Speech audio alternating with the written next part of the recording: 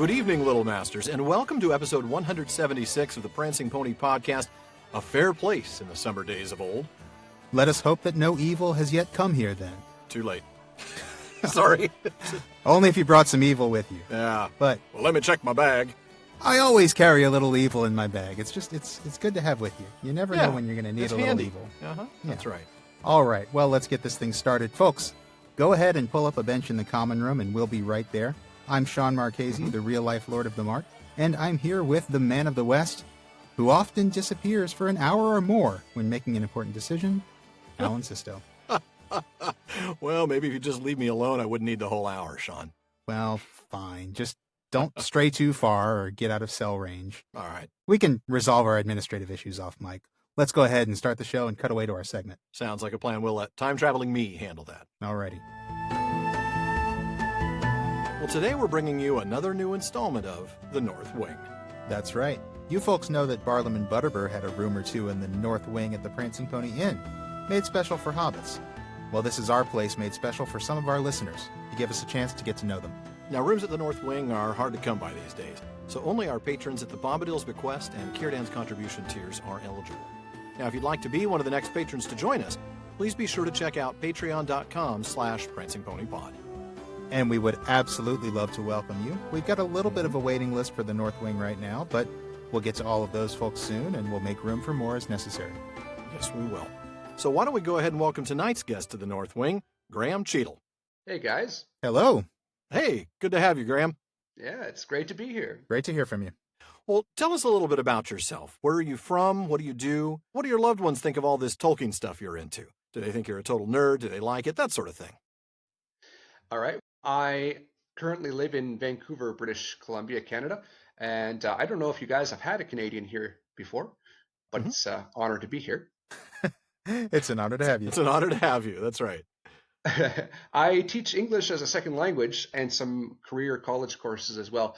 Oh, Fortunately, my school is shutting down due to the pandemic. Of course. But I am going to be starting a new business, I hope soon, with some colleagues, and we're going to set up a new school. So Good. Hopefully that goes well. Oh, good. Yeah. Well, we hope so too. Yeah, thanks. In terms of my obsession, yes, my family is very supportive. I'm known as the Tolkien guy in my circle. So my I have friends who are certainly into Tolkien, not quite maybe the way I am, but it was my mother who introduced me to the books back in the day. So obviously she's a fan. And just the other day, my brother and sister texted me for some background questions on The Lord of the Rings, which was pretty much ideal for me. So I sent a nice WhatsApp about Celebrimbor and the Gwaithir Miedain and Anatar and the War of the Elves and Sauron and all that stuff. So it was definitely in my element. That's awesome. Yes, It's always good to be that guy, isn't it? Yes. I think we're all that guy. I think we are all that guy, for sure. Yes, we Well, are. there's a question that we ask everybody who comes to the Prancing Pony, and I think you know what's coming. And that question is, well, you've already answered part of it. You said that your mom introduced you to The Lord of the Rings, but I guess I'd just like to hear a little bit more about that. What was your experience like when you first approached Tolkien's works, and what is it that keeps you coming back? Well, it was actually my mom who read The Hobbit to my brother and sister and I when I was quite young. But then she also told us about this other work called The Lord of the Rings. Maybe we were a bit young for it at the time. So when I was 12, that summer, we were camping in Ontario, and I remember I read the whole thing, and I was hooked. I was into it. I think at the time I was just taken in by how real it all seemed, the depth of the world, what I later came to call the Ald Ente York, the textual ruins and all those things. It became such a part of my life that I returned to it often. I read the other works, or most of them, the Silmarillion, when I was a bit older. And I think nowadays it's just such a part of who I am that I think it also reminds me of my own past, which also tends to have a new significance as I get a little older. I'm 42 now, and I continuously go back to it. The answer to life, the universe, and everything. I remember when I was that age. It's a great age to be. Yeah, it's not a bad age. That's right. No. And man, that is so true, what you just described, that feeling of it becomes a part of you, and you want to go back and revisit it to remember yourself and to have a new appreciation for the work. And it just kind of becomes home after a while, doesn't it? Yes, it does. That's exactly it. Yeah, yeah. Yeah. Well, which of the books in the Legendarium is your favorite and why? And you know what? I should probably change that. Which Mhm. volume? Because I don't want to call the Lord of the Rings. I mean, Lord of the Rings is a book, as we all know. Which is your Right. favorite volume in the Legendarium and why? And which is your favorite non-Legendarium book, if you have one, and why? So it's a difficult question, and I feel like it's something that a lot of Tolkien fans kind of agonize over. I suppose book one of the Lord of the Rings, just because it brings you in, it changes your life. I mean, it's got those great chapters in the Shadow of the Past. It starts kind of light, but gets serious pretty quickly, and you're introduced to all the characters, and then it just opens up this vista for you to experience in the next 5 books and plus everything else that comes after it. I like that answer. It's a great answer. Did you have a favorite non-Legendarium work? And I feel bad about this, but I haven't read as many of them. I'd like to read some more of those, but I do like Mythopoeia quite a bit. Oh, I yeah. like It's a good one. so much of Tolkien's, I guess, philosophy or even theology is kind of hinted at or revealed in that piece, which I like that one a lot as well. Yeah. Well, Graham, any Tolkien goals you'd like to share? Maybe tracking down a special book for your collection or going to a moot, anything like that?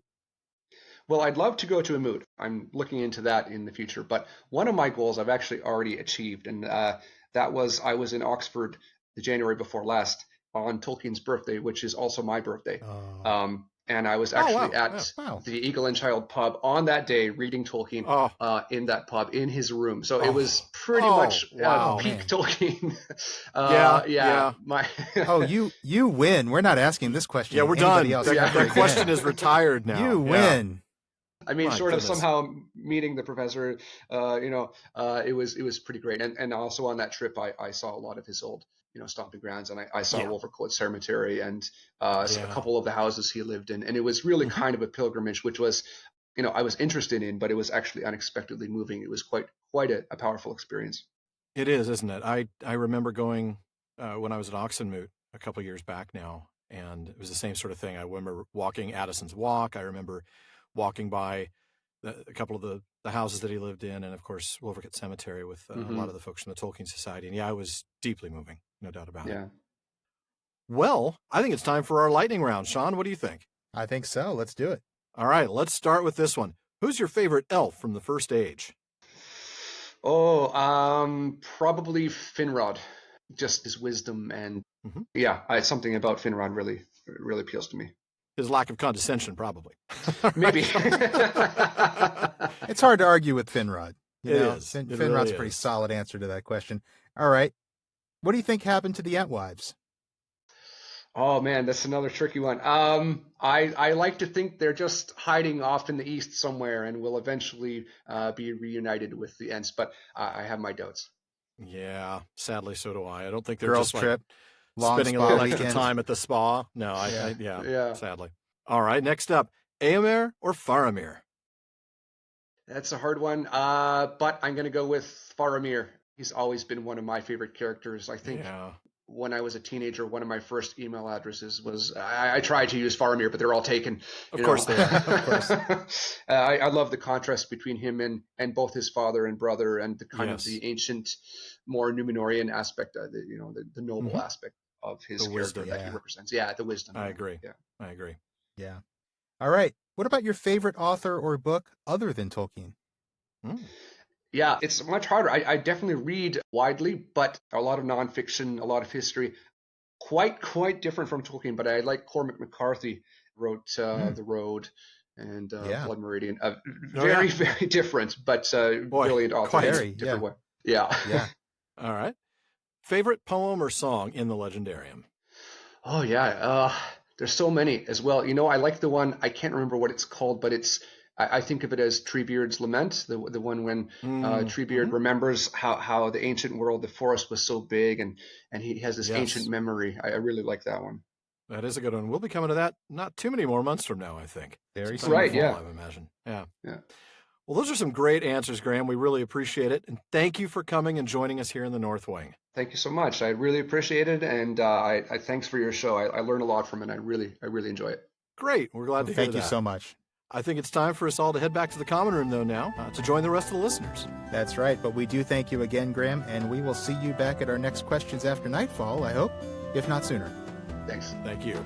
And now, folks, we return you to the podcast in progress. And thank you very much, Time Traveling Alan. You're very welcome, sir. And now, let's get back to the book, because we love the books here at the Prancing Pony Podcast. We absolutely do. We bring you folks other Tolkien stuff from time to time, but you know this, Alan and I are really fans of Tolkien's books and books about Tolkien. That's our passion. Mm-hmm. And as you know, we read a lot of books in preparation for the show every week. Now, if you want to get your hands on a book that we've mentioned, you're going to want to check out the official library page of our website, theprancingponypodcast.com, where we have links to every book we've mentioned on the show. And there's a lot of other cool stuff on our website, too. We've got show notes and book links specific to each episode. We've got some outtakes up there, Prancing Pony Ponderings, and some other little extras as well. Mm-hmm. You're also going to find a link to our online storefront there. That's at teespring.com/stores/PPP. If you go there, you can find shirts, mugs, stickers, and other great PPP gear, so please check that out. And now let's rest on the lawn of Parth Galen as we begin. That sounds very relaxing, I have to say. Yes, it does. I wouldn't mind a little relaxation on the lawn of Parth Galen. I wonder if they have croquet. Get your picnic blanket out. As long as you're staying 6 feet from every other group, yes. Yeah, well, there you go. Mm-hmm. Anyway, please. So we'll continue. rest on that lawn as we begin the last chapter of Season 4, The Breaking of the Fellowship. And there goes Tolkien again, spoiling the story right there in the chapter title. Thank you so much, Professor. He's kind of known for that.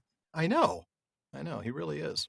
I love that line in the Silmarillion about how the Silmarils, of which all the stories of the First Age revolve, it's like he tells us that in like the 4th chapter. It's great. Yeah. All right. Well, I'm going to go ahead and start, as we so often do at the very beginning, at their arrival at Parth Galen. Aragorn led them to the right arm of the river. Here, upon its western side, under the shadow of Tol Brandir, a green lawn ran down to the water from the feet of Amon Hen. Behind it rose the first gentle slopes of the hill clad with trees, and trees marched away westward along the curving shores of the lake. A little spring fell tumbling down and fed the grass. "Here we will rest tonight," said Aragorn. "This is the lawn of Parth Galen, a fair place in the summer days of old. Let us hope that no evil has yet come here." They drew up their boats on the green banks, and beside them they made their camp. They set a watch, but had no sight nor sound of their enemies. If Gollum had contrived to follow them, he remained unseen and unheard. Nonetheless, as the night wore on, Aragorn grew uneasy, tossing often in his sleep and waking. In the small hours, he got up and came to Frodo, whose turn it was to watch. "Why are you waking?" asked Frodo. "It is not your watch." "I do not know," answered Aragorn, "but a shadow and a threat has been growing in my sleep. It would be well to draw your sword." "Why?" said Frodo. "Are enemies at hand?" "Let us see what sting may show," answered Aragorn. Frodo then drew the elf blade from its sheath. To his dismay, the edges gleamed dimly in the night. "Orcs," he said. "Not very near, and yet too near, it seems." Shall we discuss? Yes, let's go ahead and discuss. That is kind of the point of the show. It's kind of what we do. It's what we're known for. So let's not disappoint. So we're starting out on Parth Galen. Parth Galen is a green lawn on the western bank of the Anduin. It does sound pretty, like you said. Sounds really relaxing. It Yeah. sounds extremely relaxing. Yeah, it even has a nice sound to it. Parth Galen. It sounds relaxing. Yeah. A little bit of word nerdery on that because it's what we do. What we do. So Tolkien's Unfinished Index tells us that Parth Galen means green sword. Now, of those two words, Parth means sword, and Galen comes from Sindarin Kalen with a C, C-A-L-E-N, which means green. Right, which you might recognize from words like Kalanarthon, which was the northern part of Gondor, would eventually become Rohan, easier to pronounce. But really, this sounds like a lovely place. Gentle slopes, curving shores, a little spring, trickling water. It's a great place. Yeah. Aragorn kind of understating it, I think, when he says that this was a fair place. I mean, it sounds like it still is quite a beautiful place. But I think he means more along the lines of it was a wholesome place at one time. Right. So, let's stay here tonight. Hope that no evil has come here yet. So that's what they do. They make a camp. They set a watch. And fortunately, there's no sight or sound of their enemies, including Gollum. Including that little waterman who's been following that little them all. stinker. not to spoil it. Or Slinker, as the case may be. Either one. Yeah. So during Frodo's watch, Aragorn wakes up and comes along, and we get that famous shadow and a threat line. And I believe that was given to Legolas in the films, wasn't it? Yes, I believe it was. Similar placement in the film, because I think it's in this area when they're going down the river, and we are cutting to the Uruk-hai racing to Elendil. That sounds right. I'm trying to remember exactly when it happens in the movies, and it must be here, because I think so. I'm trying to think, is it something they put in the second movie for some reason? But no, that wouldn't make No. any sense. They usually did a pretty good job of keeping lines in the same. Yeah, sort of even the if they same didn't give area, them to the too. same characters, right? Right. Which they did a lot. They changed lot. characters a Mhm. lot, but they tended to use them Yeah. mostly in the same context. Yeah, usually. Mostly. So then they get Aragorn's idea. Hey, you know what? We've got a little orc detector. Why don't we pull that out and see what it shows us? Little orc radar. It's It's like convenient that that they scanner have in Aliens. You know. I was thinking like the one in Ghostbusters, the PKE meter. Oh, but yeah, even same better. thing. Yeah. So yeah, Frodo pulls out the PKE meter and he discovers that yes, there actually are orcs about. But Or his tricorder, if you prefer a different fandom there. there you go. Yeah. There are a lot of different detection devices and a lot of different stories, aren't there? Aren't there? Yeah. So Frodo determines that, the edges are shining dimly. It's not, they're not like, this isn't bright blue. So he knows that they're around, but they're not too close. And that's a good thing. Right. Aragorn observes that they might actually be on the hill opposite the river. Right. The Hill of Hearing, right? Yeah, exactly. Can you pronounce that for us again? Because I couldn't Spies do of that Mordor last week. roaming on Amon Hlao. Hlao. Yeah, that's right. I can do it if you've done it first. That's just one where you have to take the lead. But he does point out that, look, even Amon Hen is not necessarily safe in these days. Yeah. We're going to have to really go carefully tomorrow. Yeah. Boy, that's one of those like world in decline moments that it's just, It is. This, we get a hint of that at the beginning, right? This was a fair place. Yeah. Let's hope no evil has come. And then, like he points out here, even the orcs can come here. Mm-hmm. Yeah, absolutely. Reminder that they're not safe, even though they are within the boundaries of Gondor. Of the old, the ancient boundaries of Gondor, I should say. Right. It's still not safe. There are orcs all over. That is correct. And I'm going to go ahead and have you pick up the paragraph after Aragorn's observation there. All right. The day came like fire and smoke. Low in the east, there were black bars of cloud like the fumes of a great burning. The rising sun lit them from beneath with flames of murky red, but soon it climbed above them into a clear sky. The summit of Tall Brandir was tipped with gold. Frodo looked out eastward and gazed at the tall island. Its sides sprang sheer out of the running water. High up above the tall cliffs were steep slopes upon which trees climbed, mounting one head above another, and above them again were gray faces of inaccessible rock, crowned by a great spire of stone. Many birds were circling about it, but no sign of other living things could be seen. When they had eaten, Aragorn called the company together. "The day is come at last," he said, "the day of choice which we have long delayed. What shall now become of our company that has traveled so far in fellowship? Shall we turn west with Boromir and go to the wars of Gondor, or turn east to the fear and shadow? Or shall we break our fellowship and go this way and that as each may choose? Whatever we do must be done soon. We cannot long halt here. The enemy is on the eastern shore, we know, but I fear that the orcs may already be on this side of the water." There was a long silence in which no one spoke or moved. Which sometimes happens on the show as well, but hopefully not right now. Yeah. So usually when it's my turn to talk. But, usually when it's your turn to talk and we're doing the Discord episode, because then you're checking out the chat conversation. Yeah, what? I'm sorry. Is it my turn? Missed my cue. So we get this ominous opening to the day like fire and smoke. But then it opens up. We get that clear sky and that really gorgeous view of Tol Brandir, tipped with gold. What a view. I would love to see this illustrated, with the sheer sides, the tall cliffs. You can't land a boat there, right? This is a place that no man or creature has ever been. Just the birds. I mean, there's no coastline, right? I mean, the mountain rises. It's a mountain coming straight up out of the river, right? Yeah. Mm-hmm. Yeah, you can't get there. I don't know anything about geology. Is this a normal thing? Is this one of those things that actually happens in the real world, or is this one of those I don't know. Fantastical things? I know that if I say yes, there will be a dozen people who tell me no, and if I say no, there'll be a dozen people who say yes. So why don't we just have Why don't we have those 24 people email us and tell us? There you I go. would love. I I think would that's a love great to know. idea. I Because tend to lean I've been towards wondering no, that. that the water would erode the rocks enough to create a shoreline of some sort. That's the closest I get. Here's what I remember. I remember that some geologist somewhere wrote an analysis of Middle Earth and said, it was like, it's very favorable towards Tolkien, loved the books and everything, but the geology is all kinds of wonky.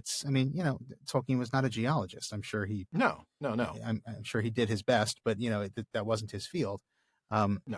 And I think I do remember some geologists saying, yeah, there's a few things that aren't quite realistic. Some of the mountain ranges and things like that. Yeah, right. And so, I have the mountains in my head specifically, and that's why I'm wondering maybe this is one of those things. But again, we're talking about a world in which angelic beings tromped across the that is the true. face of the earth, throwing up mountain ranges to stop their enemies. Right? Yeah. You're talking about Morgoth running around raising the Misty Mountains to hinder the riding of Orome. Right. I think in a world plate like tectonics that, were not exactly something he cared that much about. But I am curious because again, Tolkien did strive for scientific accuracy to the extent that it was possible and relevant. And I'm just kind of curious to hear from folks about this. Yeah, I agree. But it's such a cool image. It is. It is. It's a beautiful sight. It's a really cool thing to imagine. And the beauty of the site is only slightly dampened by the fact that they finally have to make a decision that they've been putting off for a really long time here. We've been joking about this, right? For several episodes. Yeah. We've been joking about the procrastination. Procrastinate, put this thing off. Yeah. Thanks, Galadriel. I appreciate the extra few days of not having to decide. Yes. And Aragorn, in true Aragorn fashion, has been going, a day may come when we must decide what we're going to do. Well, and now it's finally this day. Yeah. Yeah. So, options. We can go west with Boromir to Gondor. We can go east to the Shadow, take the ring to Mount Doom. Mm-hmm. Or we can split up. Everybody can do whatever they want. Oh, well, that's always an option. And then, nobody really says anything. You're right. Yeah, the long silence. This reminds me of the long silence at the Council of Elrond. Yeah. We have decided what we must do with this ring. Yeah. I'm not saying anything. Are you going to say anything? It's that moment where everybody's like, well, don't look at me. Right. Exactly. Anybody who's interested, take a step forward, and everybody takes a step back. Right. It really is that moment. But Aragorn shows some leadership here. He knows exactly who to ask, doesn't he? That's the thing. We're going to give him a little bit of grief here because it looks like he's passing the buck, but he's really not. He's pointing out the significance of Frodo's role in the party right now. Exactly. I think we talked about this several episodes ago. Aragorn may be sort of the tactical leader of the group. He's the one who's going to make sure that they get to where they need to go. But at the end of the day, he knows that this is Frodo's quest, and he's going to rightly ask Frodo what he wants to do. And that's correct. That's where you're going to start reading, isn't it? That's right.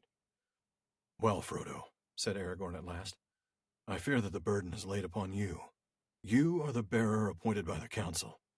Your own way, you alone can choose. In this matter, I cannot advise you. I am not Gandalf, and though I have tried to bear his part, I do not know what design or hope he had for this hour, if indeed he had any.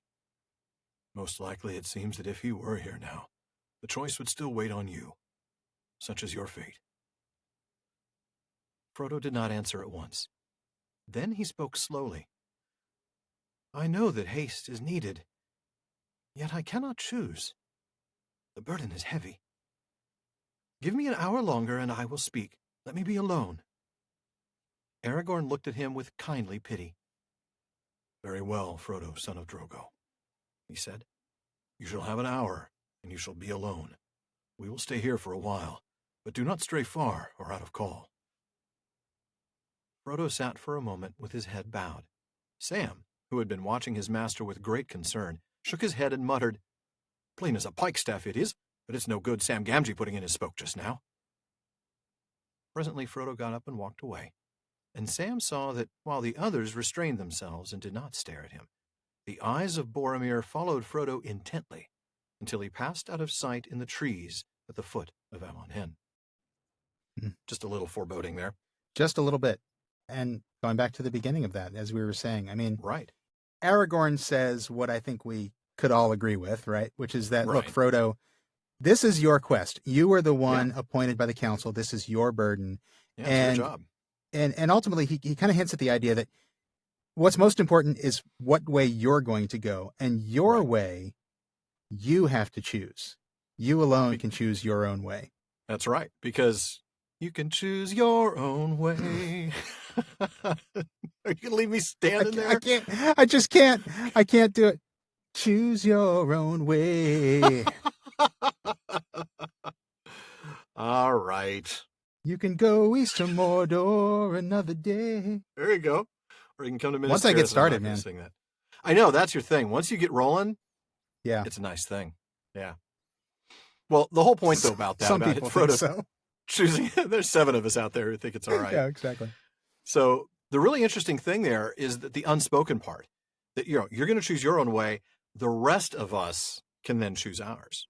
Right. Our decisions hinge on yours. Yours comes first. Yeah. And once you've made that decision, then we'll make ours. Mm-hmm. Which is kind of interesting, because if they're each allowed to make their own decision, then they could still make their own decision, even if they don't know what Frodo's decision is. But I guess the True. idea is his decision is the most important, and they It's should sort of be the considering his decision when they. I mean, That's because right. obviously, if Frodo decides to go to Minas Tirith, Merry and Pippin aren't going to say, "Okay, well, we'll just go to Mordor." No, Right, they're not going to do that. exactly. No, everybody goes to Minas Tirith if Frodo goes to Minas Tirith. Yeah, the only decision that's been made so far is that Boromir's going to go to Minas Tirith. That's the only decision that's been made. Everything else is still up in the air. Mm-hmm. But I think it's worth noting that I think Aragorn has alleviated some of the stress in the room here. I know they're outside, but you know what I mean. Well, yeah. I think he's alleviated some of the stress by saying, should we just split up and each go the way we want to go? Because he's given that as an option. Yeah. I think that takes a lot of pressure off of everybody to, because they haven't really discussed this yet. And otherwise, I think there'd be a lot of pressure on people to say, well, Boromir's leaving, so the rest of us should go with Frodo. Aragorn's saying, you know what? No, that's fine. Frodo's going to decide, and then we're each going to decide what we want to do. And I think that's right. I think it's good leadership, because again, we go back to what Elrond said when they sent out, and nobody is under any oath to go all the way, to go any further than they wish. That's correct. Yeah. So anyway, back to the text. I think I this is a little bit heartbreaking for me when he says this bit about, I am not Gandalf, and though I have tried to bear his part. I don't know what he was planning to do. I have no idea what he was going to do. We don't know what he'd have done. Aragorn's conclusion, though, is he probably still would have passed the buck. I mean, he still would have probably left this up to you, Frodo. It's your fate. This is your role. You stood up, and I remember Elrond saying, this task has been appointed for you, but then at the same time, if you take it, I will say that you are amongst the greats. And in so doing, Frodo has taken on this responsibility, and Gandalf would have almost certainly done the same thing. Yeah. Yeah. And it's not a responsibility Frodo takes lightly. Frodo fully understands the weight of the decision that rests on him now. And he doesn't answer immediately. He needs time to think. Give me 1 hour alone, and I'll give you my decision. Which Aragorn, again, another phrase that I just feel in my heart. Aragorn looked at him with kindly pity. Yes.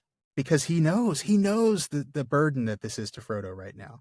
And he knows the burden of making a heavy decision, of having to decide. Absolutely, he does. In a way that's going to impact so many people. He himself has had to make decisions like that. Yeah. Yeah. And so he speaks to him very formally, very well, Frodo, son of Drogo. He's putting a lot of weight on his words. Like, you have my permission. I give you my official permission. Yes. Take the time you need. Take the hour you need.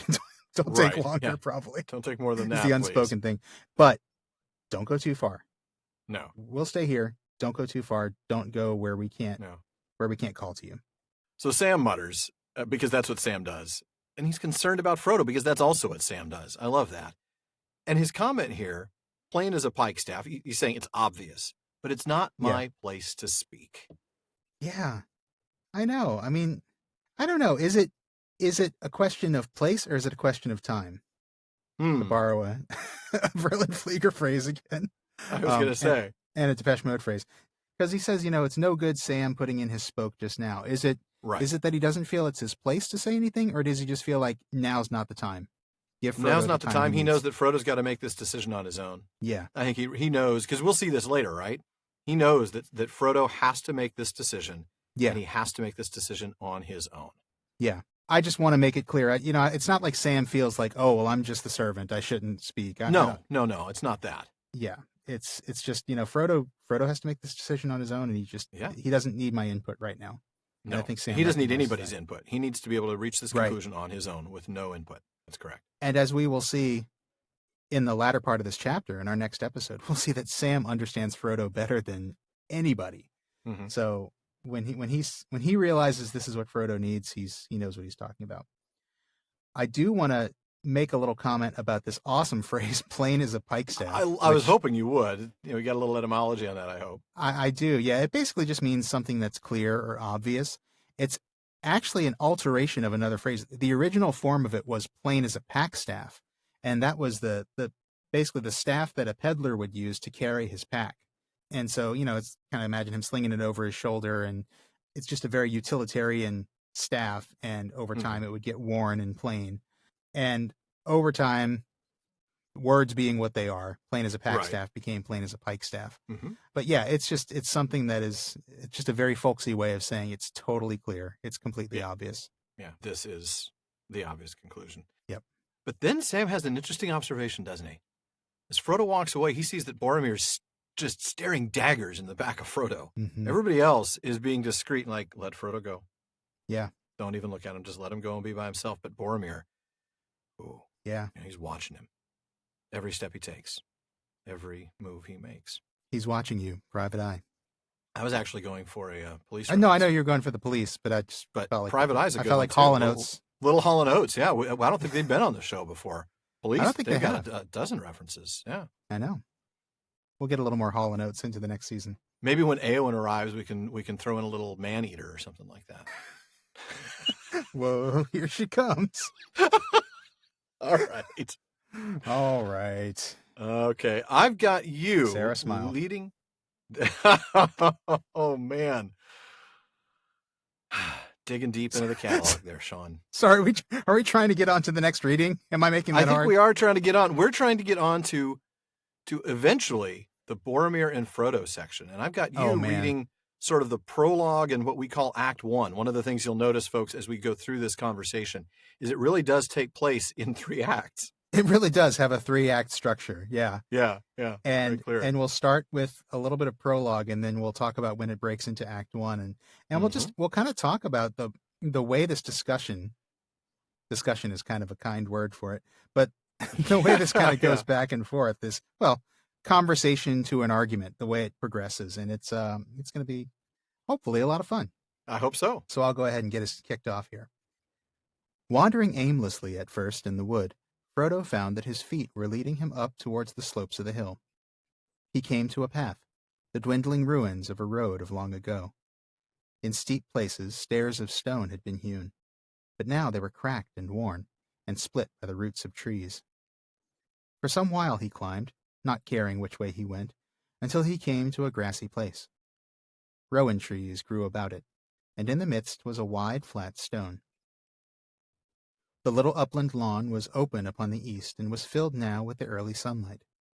Frodo halted and looked out over the river, far below him, to tall Brandir, and the birds wheeling in the great gulf of air between him and the untrodden isle. The voice of Rauros was a mighty roaring, mingled with a deep, throbbing boom. He sat down upon the stone and cupped his chin in his hands, staring eastwards but seeing little with his eyes. All that had happened since Bilbo left the Shire was passing through his mind, and he recalled and pondered everything that he could remember of Gandalf's words. Time went on, and still he was no nearer to a choice. Suddenly he awoke from his thoughts. A strange feeling came to him that something was behind him, that unfriendly eyes were upon him. He sprang up and turned, but all that he saw, to his surprise, was Boromir, and his face was smiling and kind. "I was afraid for you, Frodo," he said, coming forward. "If Aragorn is right and orcs are near, then none of us should wander alone. And you least of all. So much depends on you. And my heart, too, is heavy. May I stay now and talk for a while, since I have found you? It would comfort me. Where there are so many, all speech becomes a debate without end. But two together may perhaps find wisdom. Maybe not these two. I'm just thinking. I mean, we'll get to that, but yeah. We will get to that, yeah. So Frodo starts off alone, and we get the description of this path and the ancient stone stairs to the grassy place. And then we get the mention of the rowan trees, not the larch, but the rowan trees. You've got something about that for us, don't you? I do. I found an absolute mind blower about rowan trees from Flora of Middle-earth, and I'm going to read that here today.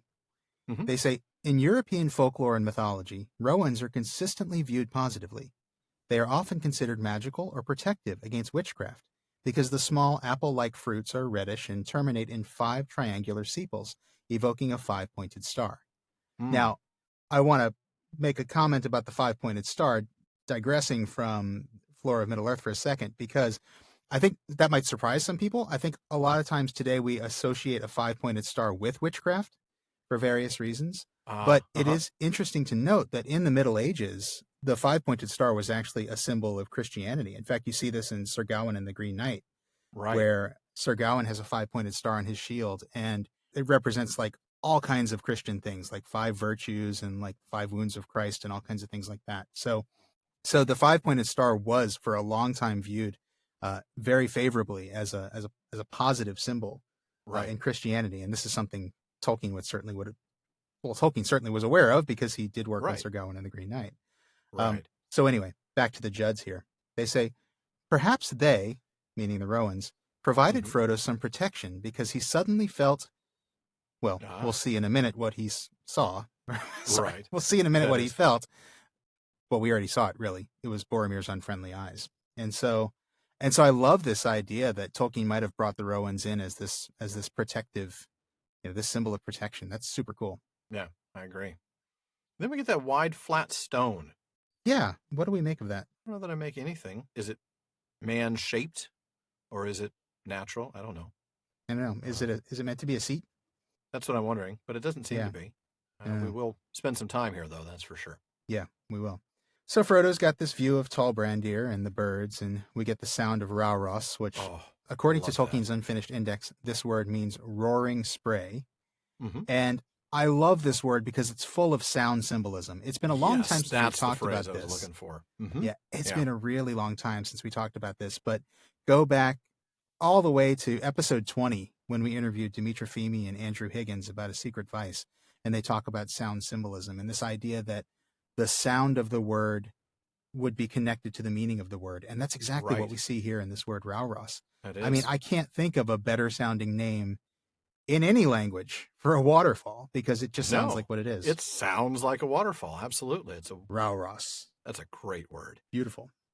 Now, once he's up there and he's looking at that beautiful view, he just starts to revisit everything that had happened all the way back to Bilbo leaving the Shire. And he tries to think of all the things that Gandalf told him, which is a lot. I mean, remember, Shadow of the Past is basically an entire chapter of Gandalf talking for exposition purposes. Yeah. So there are a lot of words for Frodo to try to recall. But even as he does, and he remembers so many, he's still no closer to deciding. No, you get the sense that he's just kind of replaying all this stuff, but he's just not. Yeah. He's just not. Maybe he's not really able to focus on the actual decision. Right. But as he's doing this, he suddenly becomes aware of unfriendly eyes behind him. Yeah. Boy, that's interesting because the awareness is of unfriendly eyes, and then the text tells us, but all that he saw to his surprise was Boromir, smiling and kind. It's such a wonderfully ironic bit of phrasing. It is. It really is. I'm reminded so much of Frodo's words when he first met Strider.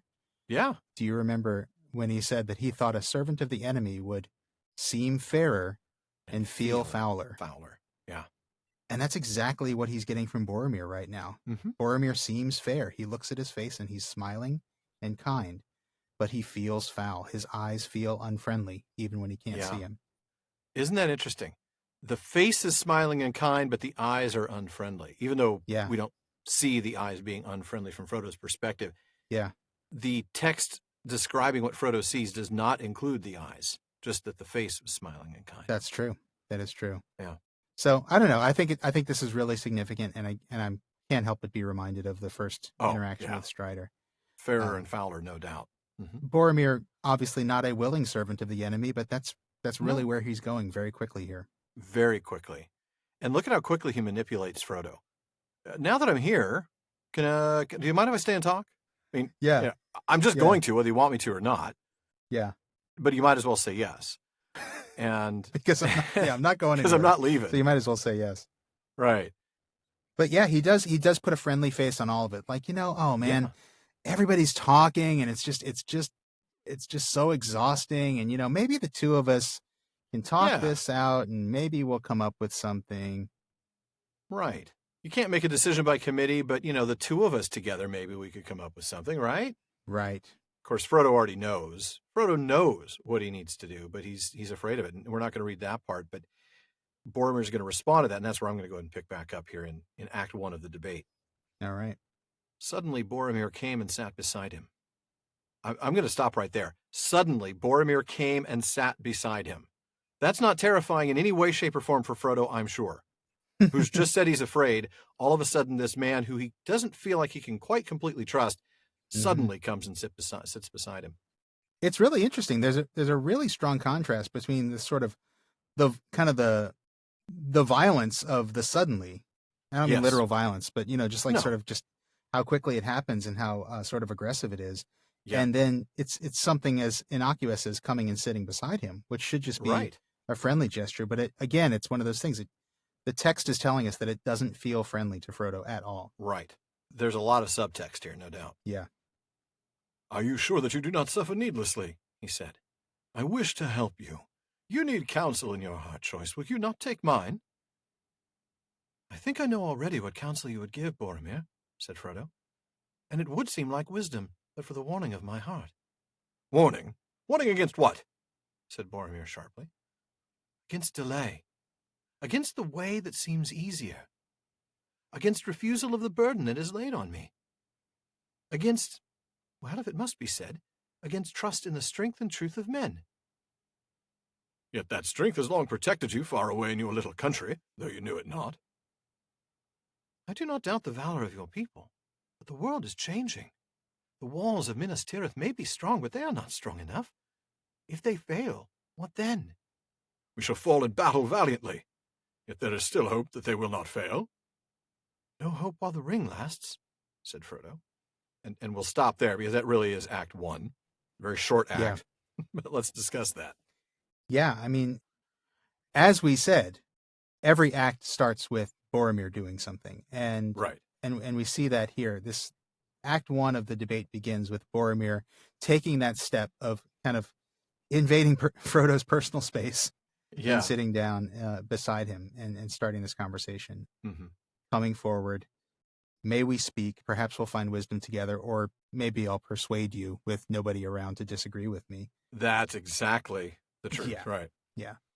But yeah, like we observed, Frodo's already said this, like, it's not going to matter. I'm afraid, but I know what I have to do. And Boromir gets closer again, like we observed. Can't I give you some advice? I mean, maybe you don't need to suffer like this. Really, how much of this is compassion and how much of this is trickery? He reminds me a little bit of Anatar here. Sauron and his beautiful disguise. There is a bit of Anatar here, this kind of fair face, but what he's saying is completely self-serving, completely sinister. And Frodo probably singing, don't stand so close to me. Or you don't even sit so close to me. Don't sit so close to me. Mm-hmm. So Frodo's response, look, I know what you would say, and it would seem like good counsel, but I feel this warning. And Boromir takes that pretty personally, doesn't he? What warning? What? You mean warning that the guy talking to you has got evil purposes? What do you mean warning? What do you think I'm going to do? I'm not going to try and take the ring. You think I'm going to try and take the ring? I'm not going to take the ring. What are you talking about? You're going to take the ring. Yeah. Boromir definitely takes it personally. It gives us a real sense of how defensive he is right now. Absolutely. And Frodo, cool as a cucumber, I have to say, in a very threatening situation. He says, look, no, it's not that. It's against delay. It's basically saying it's not personal. It's not a warning against you, Boromir, which I think is kind of what you get from the films a little bit more. Yeah, that's true. It's really a warning against waiting too long to do this, against refusing the burden that's been laid upon me. Mm-hmm. And, oh, by the way, if I really have to say this out loud, against trust in men's strength and truth. Ouch, So, that last one hurts. Yeah, still kind of personal, I guess. I guess so. It's one thing to say I don't really trust the strength of men. It's another thing to say I don't trust the truth of men. That's a little... because strength can be like, hey, look, I know you guys have the best intentions, but you guys just aren't strong enough to withstand Sauron. Yeah, you can't stand against Sauron, no. This is like, no, I totally don't trust you farther than I can throw you, and you're twice my size. And you're bigger than me, so I can't throw you very far at all. Right, yeah. And with your bad back, Ed, you shouldn't be throwing anybody.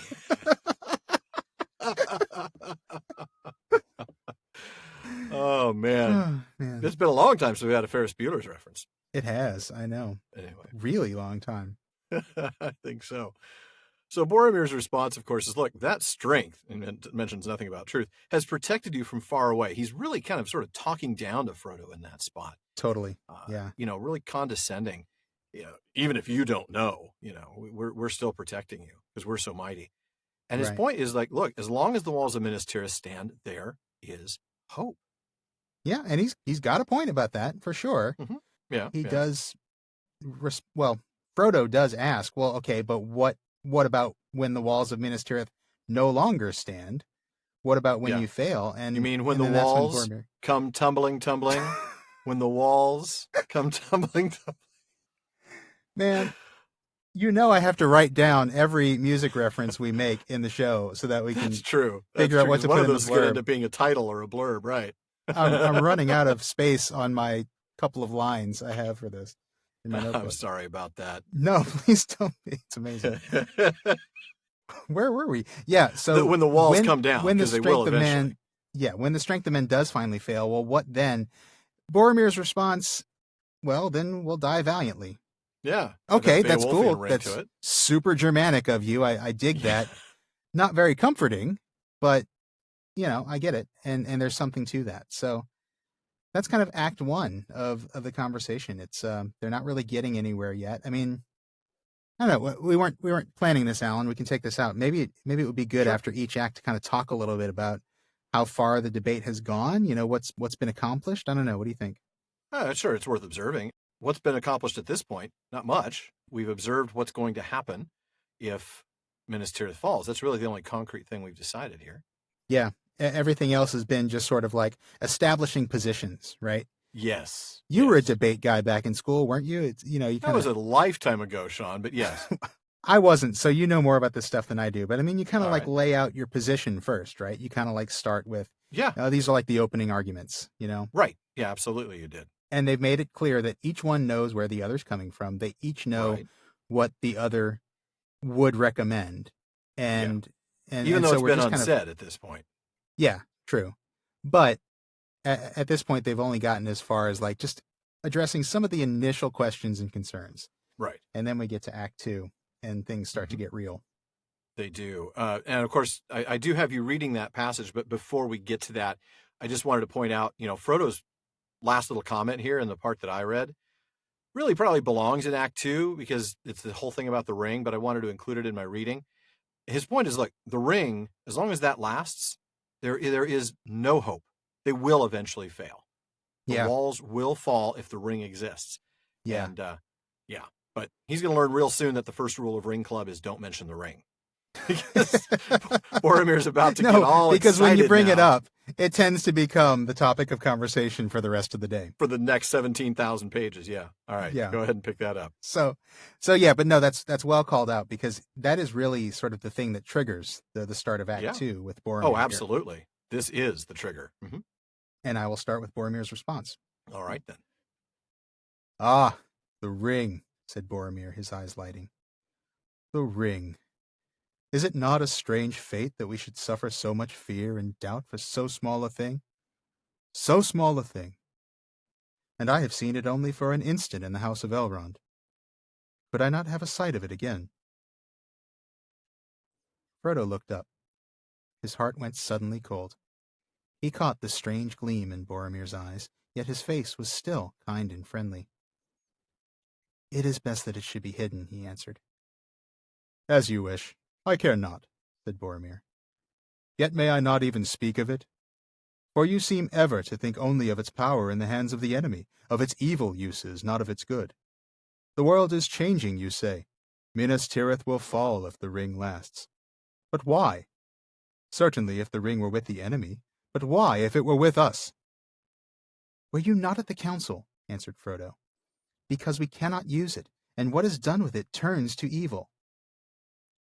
Boromir got up and walked about impatiently. So you go on, he cried. Gandalf, Elrond, all these folk have taught you to say so. For themselves they may be right. These elves and half-elves and wizards, they would come to grief perhaps. Yet often I doubt if they are wise and not merely timid. But each to his own kind. True-hearted men, they will not be corrupted. We of Minas Tirith have been staunch through long years of trial. We do not desire the power of wizard lords, only strength to defend ourselves, strength in a just cause. And behold, in our need, chance brings to light the ring of power. It is a gift, I say, a gift to the foes of Mordor. It is mad not to use it, to use the power of the enemy against him. The fearless, the ruthless, these alone will achieve victory. What could not a warrior do in this hour, a great leader? What could not Aragorn do? Or if he refuses, why not Boromir? The ring would give me power of command. How I would drive the hosts of Mordor, and all men would flock to my banner. All right, back the truck up, Boromir. You've gotten a Whoa! Whoa, slow it That down escalated there, quickly. That really escalated quickly. You're not kidding. Wow. So yeah, as we said, Act 2 begins, and Boromir kind of pitches the ring idea. And notice that his eyes light up when he starts talking about the ring. Yeah. And I am so reminded of Gollum. Mm-hmm. Remember the light in Gollum's eyes. Oh, yeah. And the gleam in Bilbo's eyes in the Hall of Fire. Yeah. When he asked to see the ring. And Boromir just, as soon as the ring comes up, Boromir just dives straight into what I can only assume is a prepared speech. Oh, yeah. He this has is one to, of those things he's thought about this in his head over and over again. He's played this. This is what he's been muttering in the boat when Merry and Pippin were totally freaked out. This is what he was doing. This is creepy Boromir. You're right. Yeah, he was just totally going through his prepared speech in his mind. And then he asks to see it. Oh, That's the Bilbo moment, right? That But I just have a look. Just a look. And Frodo begins to perceive. His heart goes cold.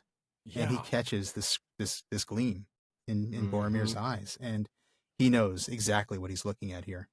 Yeah. This is Boromir overplaying his hand. And it made me recall the moment all the way back in the First Age in Formenos, when Melkor was trying to win over Feanor, talking about how, I get it. You're kind of like me. You don't want to follow these people's rules. And by the way, your creations will never be safe here. The Silmarils will never be safe. And the minute he mentions the Silmarils, it makes Feanor see right through him. Oh, yeah. And here, the mention of the ring immediately transforms Boromir, and Frodo begins to see through him as a result. So his answer is no, we're going to keep it hidden. Yeah. Which is not quite as cool as Get Thou Gone, Jail Crow of Mandos, but I still like it. Hobbits just don't speak that way. He starts no, calling they people don't. Jail It's Crow. really unfortunate. Yeah. People get weird. But again, I can't stress enough how cool Frodo is through this whole thing. He's like, you know what? I think it's best if we just keep it hidden. Yeah. He doesn't start shouting. He doesn't recoil. No. He's just like, nope.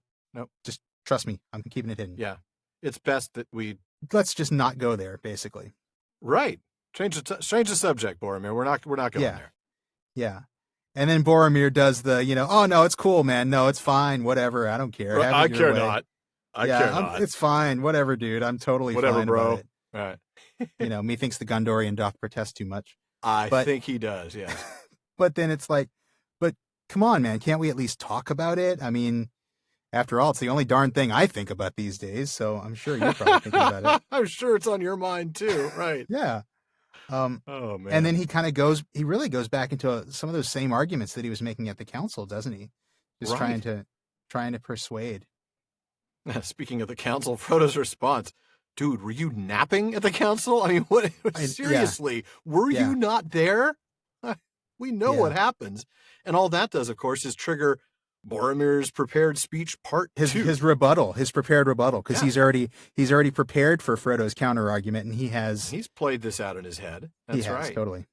And he's like, yeah, you just don't know what you're talking about. You're just repeating what you've been told. He's very much his father's son here, right? No wizard's pupils while you're under my roof. So he's speaking really poorly about the wizards. These elves and half-elves and wizards, blah, blah, blah. Men will not be corrupted. Not true men. Yeah. Yeah. It's a real appeal to nature, isn't it? Men are different. Elves and half-elves and wizards, they're all corruptible. Men are not. We are men. We can do this. We are not men. We are Devo. But we do not desire power, he says. Got to turn the page. Go to a new blank page. Sorry. You want some more? I'll give you some more. So, Boromir, of course, moves on to his next argument. Look, we don't want power. We just want to be able to defend ourselves. Boy, is this the ultimate rationalization or what?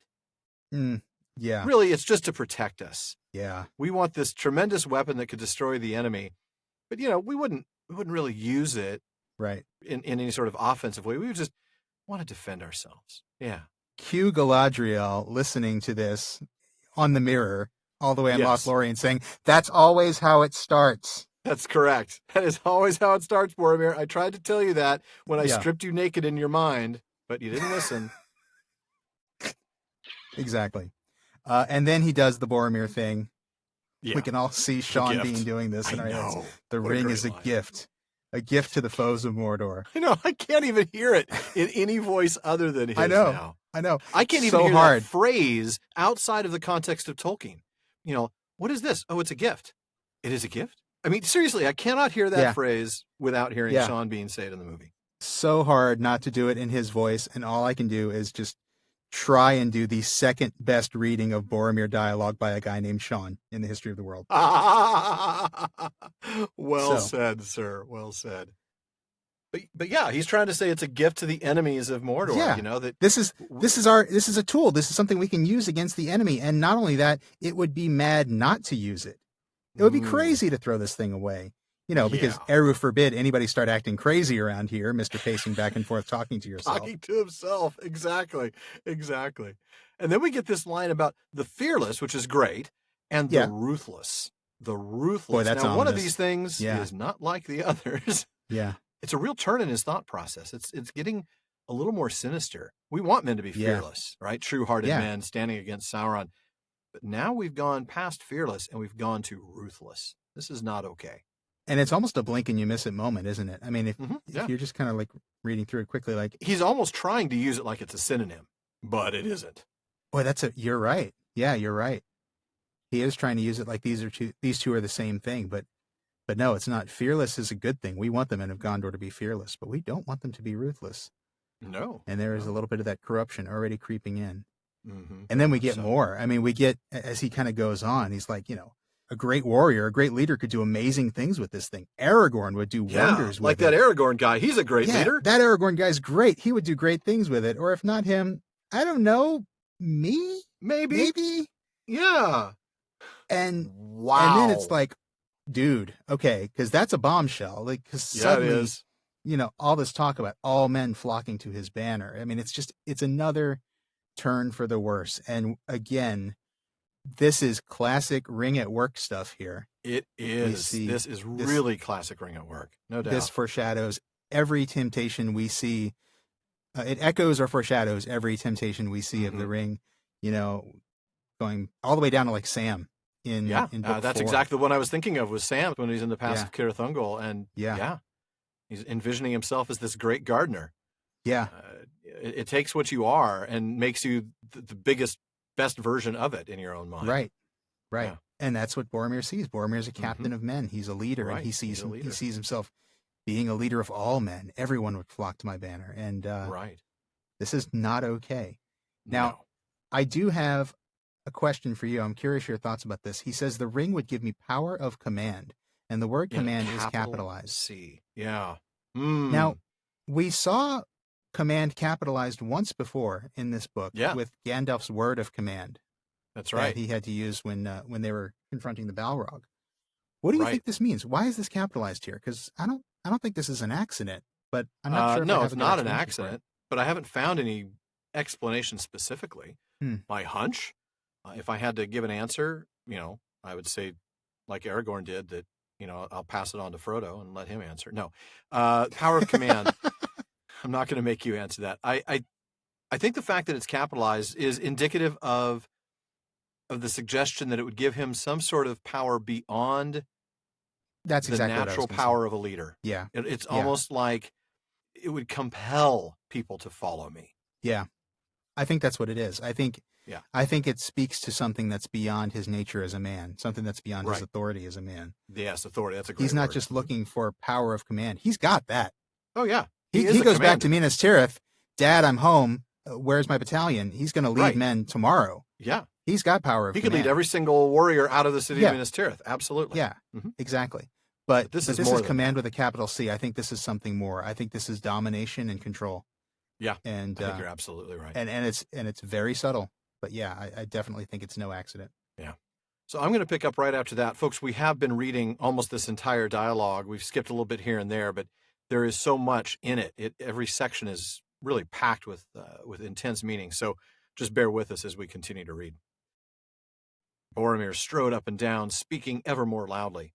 Almost he seemed to have forgotten Frodo, while his talk dwelt on walls and weapons and the mustering of men, and he drew plans for great alliances and glorious victories to be. And he cast down Mordor and became himself a mighty king, benevolent and wise. Suddenly he stopped and waved his arms. "And they tell us to throw it away," he cried. "I do not say destroy it. That might be well if reason could show any hope of doing so. It does not. The only plan that is proposed to us is that a halfling should walk blindly into Mordor and offer the enemy every chance of recapturing it for himself. Folly! Surely you see it, my friend," he said, turning now suddenly to Frodo again. "You say that you are afraid. If it is so, the boldest should pardon you. But is it not really your good sense that revolts?" "No, I am afraid," said Frodo, "simply afraid. But I am glad to have heard you speak so fully. My mind is clearer now." And in a moment of "no, you did not get it," Boromir says, "Then you will come to Minas Tirith?" cried Boromir. His eyes were shining and his face eager. "You misunderstand me," said Frodo. "But you will come, at least for a while," Boromir persisted. I'm sorry, it's hard to read this with a straight face. Boromir's clearly not paying any attention. Can't read the room, dude. Read the room. Seriously. "My city is not far now, and it is little further from there to Mordor than from here. We have been long in the wilderness, and you need news of what the enemy is doing before you make a move. Come with me, Frodo," he said. "You need rest before your venture, if go you must." He laid his hand on the hobbit's shoulder in friendly fashion, but Frodo felt the hand trembling with suppressed excitement. He stepped quickly away and eyed with alarm the tall man, nearly twice his height and many times his match in strength. Ooh. Man. Boromir continues to just kind of go down this path. I mean, he's kind of, Yeah. we're really seeing him become more and more unhinged here. And Oh, yeah, that's the great word. That really is. He is unhinged at this point. yeah. I mean, and we're still in Act 2 here. Things are going to get really hot really quick in Act 3. Yes, they are. But right now he's just going on this kind of a rant, really. He's just Yeah. he's very ignoring much a Frodo rant. at this point, basically. At Yeah. first, he's just completely ignoring Frodo. Going on. I know the about text war says and he's fighting. almost ignoring Frodo, but the reality is he's He ignoring totally Frodo. is at the first part of that, yeah. And then kind of goes on in this rant about, the plan to destroy the ring, how foolish it is, insulting Frodo along the way by calling yeah. him a halfling so dismissively, like, this is our only idea is to send it. Is that a with this halfling would halfling. go into Mordor? Right. Yeah, Mm-hmm. because they love that word.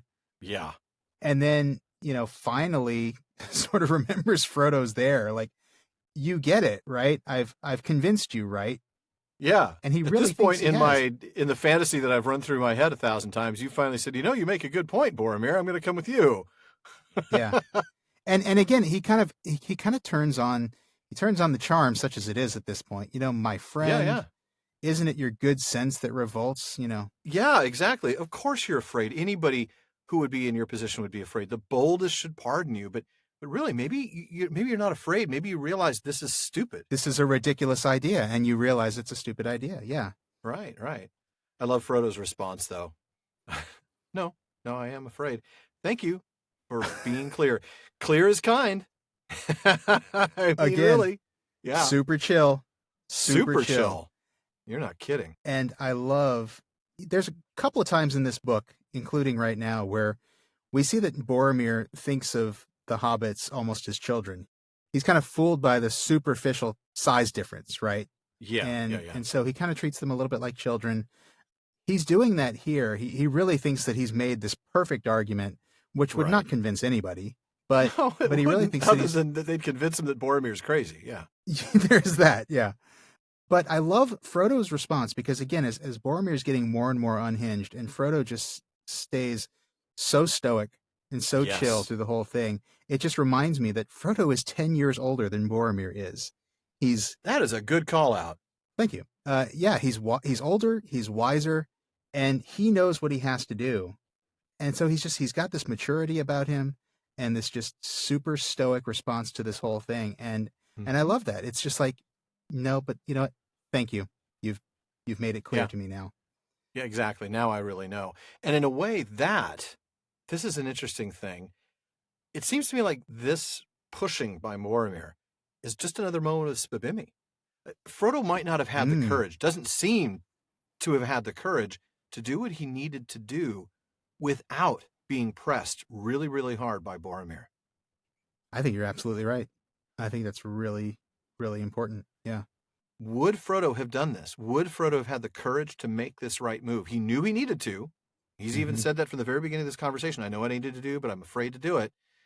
Now I'm not afraid to do it anymore. You've made my mind up for me. Thank you. Yeah. Yeah.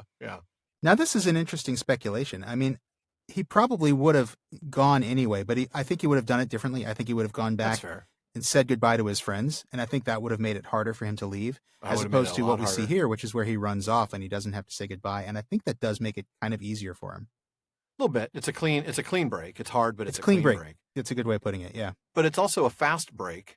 I'm not trying to make a basketball reference here. My concern is timing.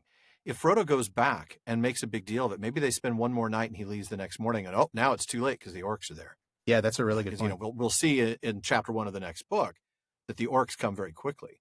So his departure is very timely. Would he have left on time without Boromir's aggressive pushing? I don't know. It's just, I dare say there would have been a lot of guilt there too. I dare say he'd feel very guilty about leaving, and I think he would constantly be plagued by, did I do the right thing? And this clinches it for him. He knows he's doing the right thing. This is the right thing now. Yeah, he knows. Yeah. Right. But Boromir doesn't figure that out. Boromir's totally misreading the signs here. After all this, Frodo's like, okay, you've made everything clearer now. And Boromir's like, oh, good. So you're coming. Yeah, let's go, bro. And Frodo's like, no. And then Boromir pushes. He's kind of like, but just for a little while, right? You're just going to come hang out. Just going to, rest a little bit. Get some intelligence, get some rest. It's really no further from there to Mordor than it is from here to Mordor. Try the continental breakfast. You can't miss it. That's right. You got to. My dad will bring out all of his best chicken and tomatoes. You might not get to eat any. You'll just have to sing a song while he's eating. But, you won't want to eat after you watch Dad eat. No, you won't. It's disturbing. But yeah, he keeps on pushing. Like, come on, just for a little bit, right? And then, then he makes his move. Yeah, he makes his move. Come with me, and he lays his hand on Frodo's shoulder. Now, Frodo senses that trembling. I mean, he knows, he can feel the energy. And the narrator reminds us of the implicit threat of this guy. Twice Frodo's height and many times his strength. Yeah. Many times. Yeah. Yeah. Mm-hmm. Yeah, that kind and friendly face is not a mask anymore. No, it is not. And now Frodo's seeing him with alarm. The red alert is going off right now. Yeah. And Frodo's really starting to get a little anxious and wants to get away. And that's where I'm going to have you pick up. All right. Why are you so unfriendly? Said Boromir. I am a true man, neither thief nor tracker. I need your ring, that you know now, but I give you my word that I do not desire to keep it. Will you not at least let me make trial of my plan? Lend me the ring. No, cried Frodo. The council laid it upon me to bear it.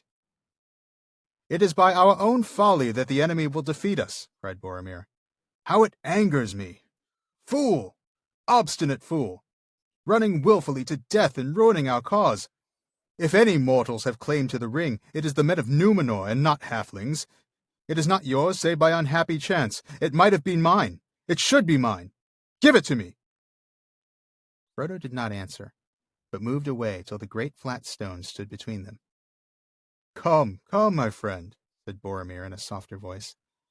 Why not get rid of it? Why not be free of your doubt and fear? You can lay the blame on me, if you will. You can say that I was too strong and took it by force.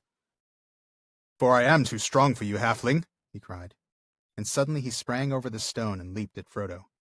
His fair and pleasant face was hideously changed. A raging fire was in his eyes. Frodo dodged aside and again put the stone between them. There was only one thing he could do. Trembling, he pulled out the ring upon its chain and quickly slipped it on his finger, even as Boromir sprang at him again. The man gasped, stared for a moment amazed, and then ran wildly about, seeking here and there among the rocks and trees. Miserable trickster, he shouted. Let me get my hands on you. Now I see your mind. You will take the ring to Sauron and sell us all. You have only waited your chance to leave us in the lurch. Curse you and all halflings to death and darkness! Then, catching his foot on a stone, he fell sprawling and lay upon his face. For a while he was as still as if his own curse had struck him down. Then suddenly he wept. He rose and passed his hand over his eyes, dashing away the tears. What have I said? He cried. What have I done? Frodo! Frodo! He called. Come back! A madness took me, but it is past. Come back! Oh, goodness, my heart just breaks for him at that point. Yeah. Somehow he's now out of the control of the ring, maybe because he's not in its immediate proximity, whatever it may be, but that spell, so to speak, is broken, and we begin to see deep regret. But we'll get to that. We'll get to that. Yeah. Sorry, I'm getting way ahead of ourselves. Let's start back at the beginning of that section. We get Boromir's response that we might remember from the films. Why do you recoil? I'm no thief. Yeah. But he says, I'm not a thief nor a tracker. What does that mean? I'm curious. I didn't find anything anywhere calling out any significance to that, but that seems a little odd to categorize, a tracker into the same. A tracker? Is he saying like that I'm like not a bounty hunter or somebody who's? I don't know. First thing I think of with tracker is like I couldn't follow you if you ran away, but he's not talking about that here. He's talking about because he's saying I am a true man. Yeah. I am neither a thief nor a tracker. Thief and tracker are in the same category, and that category is opposite of true man. Yeah. So the way that sentence is constructed, it's clearly a negative connotation, but yeah. The only thing I can think of would be maybe it's like you said, maybe it's like a bounty hunter or something, and it's like I don't know. I'm going to chase after you. Yeah. I don't know. That's I thought about that when I first read it, but I couldn't find anything that indicated what that phrase meant. Why we get tracker seeming to be associated with thief or affiliated with thief. Yeah. As being negative, as being the opposite of a true man. But I don't know. I'm going to have to look for that. I'll see if maybe I can that's find a P5 exploration if we find any answers. Otherwise, it'll be something we mention the P5. Go, hey, remember when we were going to tell you about this? Yeah, we didn't find anything. Yeah, which is the kind of thing we would include in a P5. So we'll see what we can find. So Boromir's like, look, I'm not a thief. I can hear him now doing a Richard Nixon impression. I am not a thief. I am not a thief. Yeah. And, and then he says, now I need the ring, as if you didn't know that for the last, half an hour of me rambling and walking and talking to myself. But I like that because I like the fact that he calls it out because for him, it underscores his message that he's a true man. Right. He's like, look, I'm being honest with you. I'm being honest with you. I need your ring. Yes, I admit it. I'm telling you that now. I'm being true. But I'm also being true in saying that I'm not going to keep it. I just want to borrow it a while. That's not how this works. No. Not one bit. And Frodo, Frodo's very, very clear. Like, no, dude, no. No way. Absolutely not. No. The council laid the burden on me to bear it. And I think this mention of the council kind of triggers Boromir again, because again, that's that same group of elves and half elves of wizards who, gave him all these silly ideas in the first place. And he just kind of goes off on this rant. He completely loses his temper, really. And, calls Frodo a fool, an obstinate fool. Right. And then he goes into this very interesting digression about how it's his right. The ring is his right as a man of Numenor. It shouldn't belong to halflings.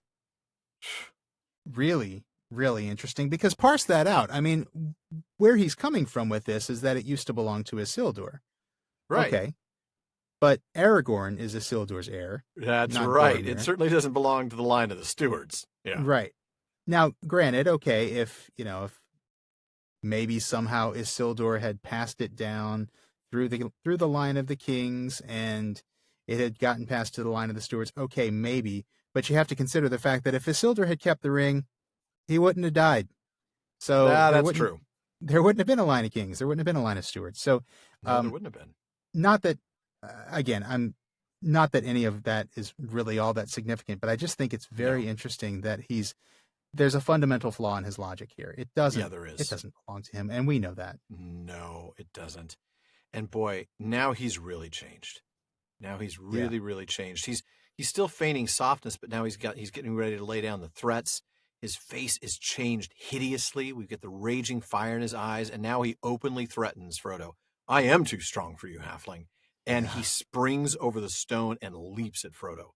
This is the moment. He is now fully tempted by the ring and gives in 100%. Yeah, this is it. And Frodo does what he has to do. I mean, he's got no other choice at this point.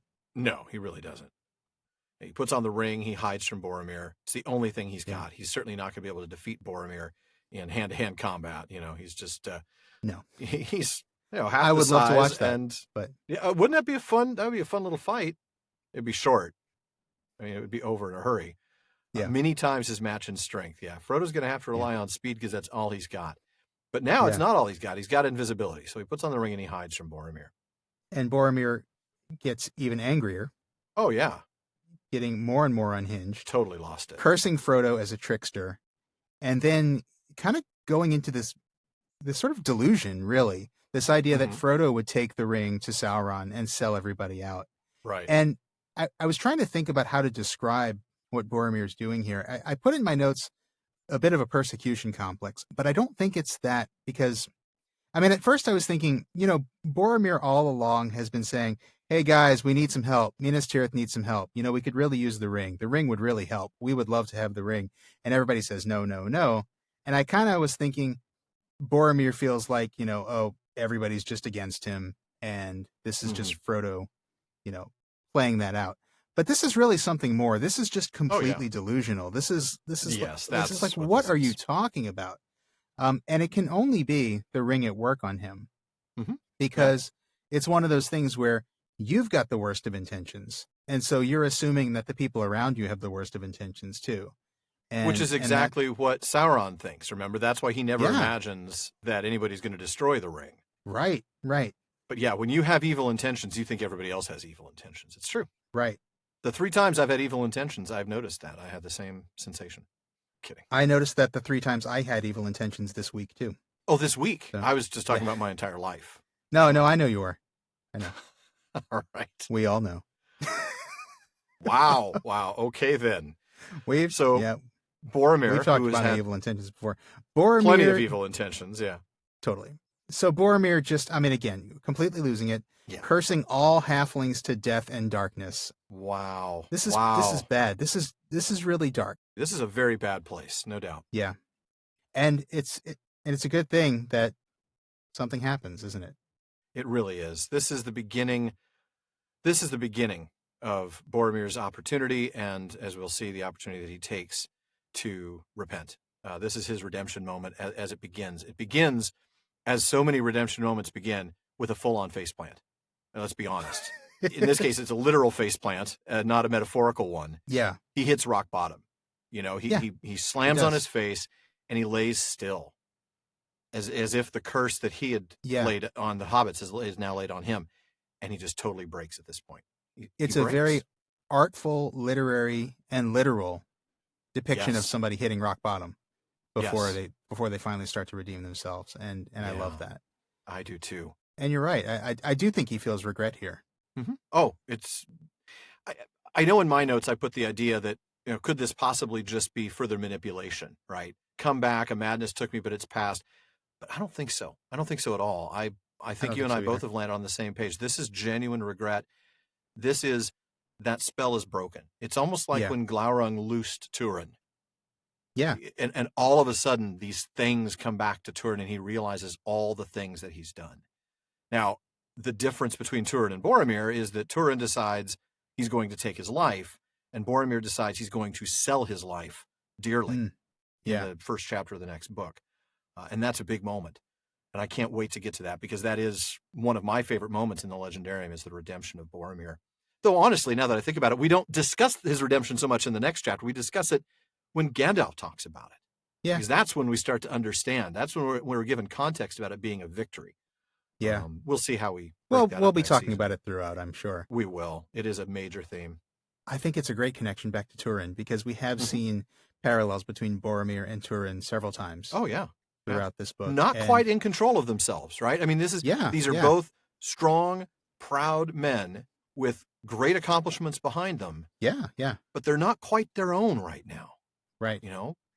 Right. We can talk about the curse, and we did for 3 episodes and 9 hours, but it's the same thing here. Boromir is not quite himself. No, he's not. And you think about this from Tolkien's perspective as a writer. He had already written the story of Turin, at least versions of it. Yeah. And so, you start to think maybe he's feeling as a writer, this is his chance to write a similar character, but give him a better ending. He's still going to die, and he's still going to succumb to that losing of himself. He's still going to lose himself before the end. But unlike Turin, he is going to redeem himself. And I think there's a beauty to that. Boy, the thing I thought about, I didn't think about the connection to Turin so much. I thought about the bit from the Silmarillion about the Noldor acting as if besotted with wine. Oh, that's right. That explanation that who was it that gave to it Thingol? Was Angrod speaking to Thingol about the effect that Feanor's words had on them. And again, it's this idea of being under the control of something that really takes you over. Yeah. And in that case, it was just very persuasive words by Feanor. This is something a bit more supernatural. But yeah, that's true. But the effect, I think, is very similar, where when you're in the moment, you just don't have control, and then suddenly you snap out of it. Yeah. And I think it is. I think it is primarily because the ring is now, I don't know if it's physically gotten far enough away. I doubt it's that. I think it has something to do with maybe the fact that Frodo is wearing it now. Maybe for some combination of those reasons, the ring doesn't have that effect on Boromir anymore. And as soon as he snaps out of it, he is a completely different person. And this is definitely genuine regret. I think the text of the passage, I think, really proves that. Yeah. Dashing away the tears. He wept. This is not, he's not crying for effect here. This is weeping. This is open weeping. Yeah. And he realizes that what he's done, the scope and scale and the evil nature of what he's done has hit him full force. Yeah. And we'll talk a lot more about that, this madness that had gripped him. Yeah. Madness that took him. Well, folks, we trust no madness will take you. And to help avoid that, we have Bartleman's bag coming your way in just a minute. Very nicely done. I work on these, man. Nicely segued. There we go. And even when that's done, the talk continues all night long at the Prancing Pony. That is absolutely right. We've always got lots of discussion happening in our social media spaces. At our common room on Facebook, you'll find comments, questions, corrections, and more on every episode, as well as updates from us throughout the week. Just look for the Prancing Pony Podcast on Facebook and click the like and follow buttons. And now we have another common room over on Reddit. You can find really great discussions there at r/PrancingPonyPod. And as always, you can find us on Twitter and on Instagram with the handle @PrancingPonyPod. So follow us wherever you happen to be. And if you like us, please consider sharing us on Facebook, Twitter, Reddit, anywhere you happen to find Tolkien fans. And if you really want to let the world know your feelings about us, give us a review on Apple Podcasts. The more reviews we have, the more visible our podcast is, and that helps others find us and this great community of Tolkien fans that we've built together. Finally, if you'd like access to exclusive content like postscripts, quarterly specials, direct Discord access to the two of us, and more, check out patreon.com/prancingponypod to find out how you can join the fellowship of the podcast. Now, I think it's time to see what old Bartleman has in the mailbag for us tonight. Sean. Okay, well, folks, here we are. We've only got one more episode to go before we finish out book 2. Mm-hmm. Definitely don't think there's any harm in looking ahead to book 3 a little bit. We've been doing it all episode. True. And of course, we know that Gandalf is going to be coming back really soon. And by soon, I mean at some point next season. And we're going to hear all about what happened between him and the Balrog beneath Moria. Well, we're not going to hear all about it, after all. No. Barry in Boston wrote to us recently to point this out, and he also congratulated us on our recent Tolkien Society Award. Thank you, Barry. Yeah, thanks to everybody who voted, too, by the way. Yes, thank you all very much, and thank you, Barry, for the congratulations. And one last digression on that. If you're not a member of the Tolkien Society yet, please join. Absolutely. Not because you'll be able to vote for us again. We won't be able to be on there again, but it's a great organization. It is really a great organization and really exciting stuff happening there. Mm-hmm. Just, again, really cool stuff that you get in Amon Hen and Malorn, and those are the two publications. Really great stuff, even if you're in the States. So many reasons to join. Absolutely. But anyway, Barry asked, a look at the Tale of Years shows that Gandalf fought the Balrog from his fall on the bridge on January 15th, 3019, to January 25th, when he defeated the Balrog and then died. Truly an epic battle, Barry says. That's 10 days, folks. In the White Rider chapter, Legolas bids Gandalf to tell them of his fight. Yeah. He then gives a page-and-a-half description of the battle, which is short on detail. Right. Barry asks, did Tolkien ever give any explanation in his writings as to why he chose not to give a detailed account of this battle? There may be nothing to it, though Barry says, I think that such a battle between two Maiar was not meant for mortal eyes, not even the readers. You know, that really is an interesting question, Barry. And believe it or not, we almost didn't even get that. In the White Rider, Legolas asks Gandalf to tell them what happened. Gandalf says there's no time, but if there were a year to spend, I would not tell you all. Gimli piles on, saying, come, Gandalf, tell us how you fared with the Balrog. Gandalf says, name him not, and the narrator tells us, for a moment it seemed that a cloud of pain passed over his face, and he sat silent, looking old as death, and then Gandalf tells his story. But in The Treason of Isengard, which is the 7th volume of the History of Middle-earth, Christopher says he thinks that the original draft of the chapter ended with Gandalf saying, name him not, and that bit about looking as old as death. And then the next chapter starts there. That's right. And Christopher says, I cannot say at what precise point my father decided that Gandalf should, in fact, tell something at least of what had happened to him after his fall from the bridge of Khazad-dûm. But it must have been in the course of the writing of the King of the Golden Hall. Now, the earliest surviving draft of Gandalf's account has him telling his companions the story while they're riding south from Fangorn. The outline, which you can find in Treason of Isengard, says, on the way, they ask Gandalf how he escaped. He refuses the full tale, but tells how he passed through fire and water and came to the bottom of the world, and there finally overthrew the Balrog who fled. And so then he tells the story. But that note about Gandalf refusing the full tale is, I think, significant. I think so. Because we really do see Tolkien and Gandalf not wanting to tell the story at first in the first draft. And then when Tolkien finally decides to tell the story, he's not telling all of it. No. And I think we can only really speculate as to why. I mean, I wonder if, is it, as Barry thinks, is it that it's just not for mortal eyes? These are two Maiar, and mortal readers just could not possibly comprehend this epic battle between two Maiar. Sure. Maybe there's a little bit of that. One of the things I was thinking about, and I'm curious as to your thoughts on this, is is it just too traumatic for Gandalf? I mean, you got to think about it. He died. He died and he came back to life. He just came back to life a couple of weeks ago. We can't know what that feels like. It has to be. He's still traumatic. learning how to walk and talk. He's still, trying to get. He hasn't gotten to solid foods yet. Yeah, and it had to be painful. It had to be traumatic, and it's got to be just plain hard to process, even for a Maya. I kind of think that might be a lot of what's going on here. Is that Gandalf is just like, you know what? I'm not ready to talk about it yet, and I do kind of feel like Tolkien, as a veteran, would have probably had some feelings about this personally. Yeah. I know we do know that. I mean, I think we see this from his kids, saying that he never really talked about the war to his family, and so obviously there must have been some trauma there, and I tend to think he's putting a little bit of this on Gandalf here, and Gandalf just doesn't Just doesn't want to talk about it. Yeah. I do like the idea that maybe it's not for mortal eyes because it's just too epic. But yeah, I think so. But I really do think a lot of this is just plain human trauma.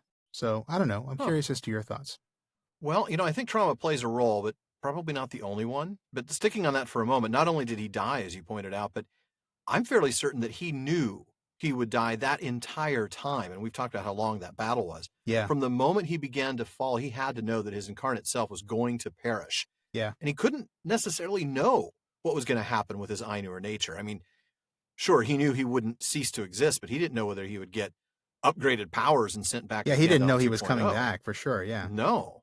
But here's the thing, surviving the fall would be one thing, but he had to know that facing the Balrog would mean certain death, even in victory. I mean, if you look at the fights with Balrogs in the past, right, you got Feanor, who died after being attacked by several Balrogs. At least he faced off against more than one. Ecthelion, who died, and also Glorfindel, they both took down their targets, but all of those three died as a direct result of their fights with Balrogs. So, for days as Gandalf fought this Balrog, he had to know that his incarnate nature would pay the ultimate price. So yeah, there is some trauma there, but I gotta say, do you think that he would be as secretive with, let's say, Galadriel, or maybe Elrond or Círdan? I think, and Barry kind of suggests this or hints at it, that we see Gandalf recognizing his audience here. Yeah. You talked about mortal eyes. I think he knows that more detail isn't going to be helpful. He doesn't have days to explain the immortal nature of the Ainur or how the Valaraukar fell with Melkor in the beginning, let alone how his GPS lost signal on his way to the Timeless Halls after he died. He just doesn't want to go into that much detail. Because also keep in mind, that's just Gandalf, right? As secretive as Gandalf had been up to the time of his fall in Moria, he is more secretive now. Next season, I think in the very last chapter of the season, Merry and Pippin in the Palantir are talking about how Gandalf has changed. Pippin argues that Gandalf is closer than ever. And of course, he's not talking about proximity. He's talking about Gandalf's secretive nature, more of a closed door. So I think Gandalf, by his very nature, is not likely to tell the whole story. That's just who he is.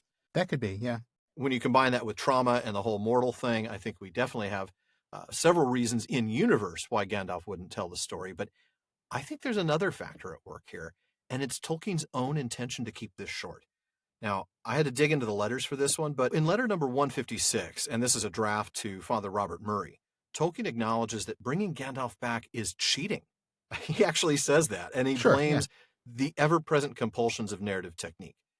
Tolkien goes on to explain that Gandalf, quote, must return at that point, and such explanations of his survival, as are explicitly set out, must be given there. But the narrative is urgent and must not be held up for elaborate discussions involving the whole mythological setting, end quote. So, in other words, not only is there no time for Gandalf to tell his tale, there's no time for me to tell this tale, Tolkien is saying. And he even goes on to acknowledge that he still slowed the story down more than he might have liked. And here's how he continues. It is a little impeded even so, though I have severely cut G's account of himself. I might perhaps have made more clear the later remarks in Volume 2 and Volume 3, which refer to or are made by Gandalf, but I have purposely kept all allusions to the highest matters down to mere hints, perceptible only by the most attentive, or kept them under unexplained symbolic forms. Now, we're going to come back to that letter in depth at Gandalf's return, because unlike Tolkien, we are clearly not bound by the compulsions of narrative technique.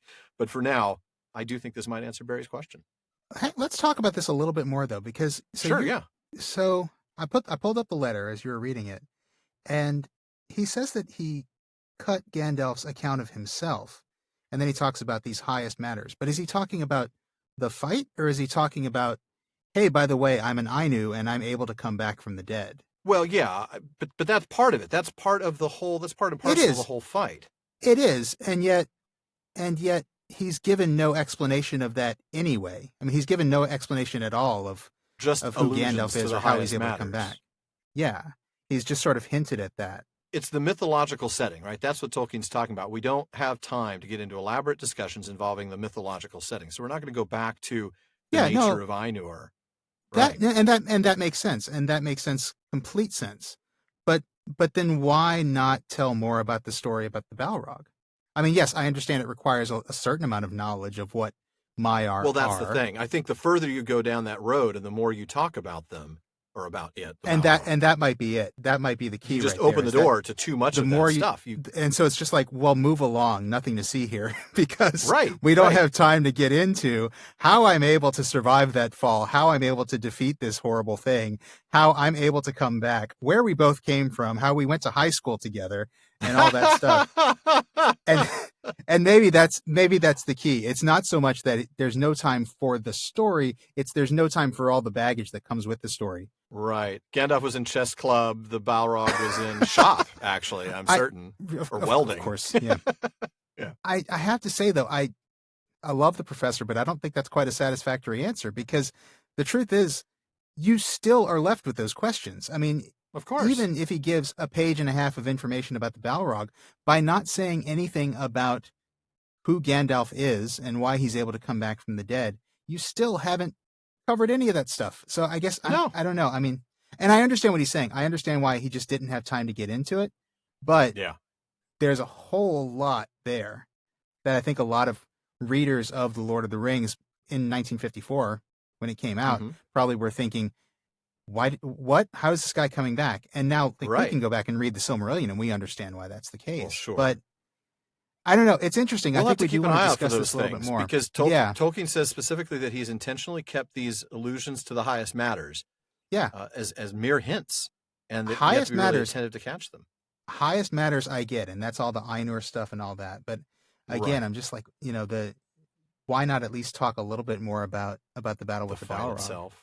Yeah, because I think that question answers itself. It leads you down a rabbit hole. Hole. But to explain the fight against the Balrog, you have to explain what the Balrog is. To explain what the Balrog is, you then have to explain who Gandalf is.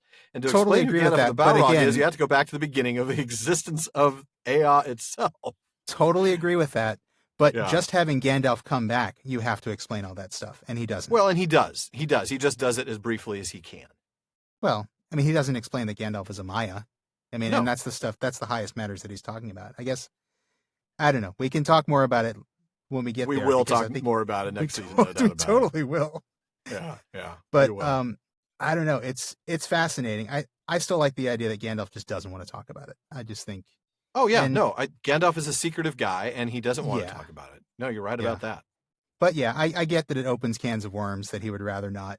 He would rather not open. But like, dude, just coming back from the dead opens cans of worms. So that's true. Anyway, well, enough on that. Enough on that. All right. Well, we're going to go ahead and move on to the next question. Damien C. in Stratford-upon-Avon wrote to us with this one. After Sauron was defeated in the War of the Last Alliance, his spirit fled to southern Mirkwood, to Dol Guldur, where he hid in secrecy while recovering his strength. When it became apparent to the outside world that an evil force was residing within the fortress, the occupant, Sauron, became known as the Necromancer of Dol Guldur.